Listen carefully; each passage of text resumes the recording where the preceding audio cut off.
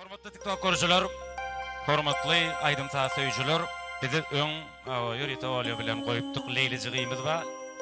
Leyli Serdarova Moskwada da Tuğulama öz yaşlygyna garamadan halkymyza aydymsa söýüjülere özüni giňden tanadyp özüni söýdirip bilen Leyli Serdarova ýaş aydymçylygy. internetimiz bilen hem has köp dinleýijilerni tapdy. Häzir bizden daşlaşmaň, biz Leyliň ajaýyp bir näçe aydymlaryny size ýetireriz. Bir näçe haýyşlar bilen Leyli jany biz öz ýadygymyza çağırdyk. Leyli Serdarova men owadan aydymlar, ajaýyp aydymlaryny size ýetireriz. Meňriwanlar bizden daşlaşmaň. Agaltyn studiýamyz bilen biz ýadygymyzy dowam edýäs. Mehriban adamlar, hormatly TikTok söýüjüler, ene bugün ýene-de siz bilen halkymyzyň söýgüsini gazanan ömür maýdymy ýeside ýerine ýetirip bereýin. Men geçen ýerdeki ömür maýdym aýdamda kommentariýalary ýazyp, haýşeden mehribanlarymyz üçin hali falan arasynda oturup ýerine ýetirip bereýin. Bu gerek ömür maýdymy.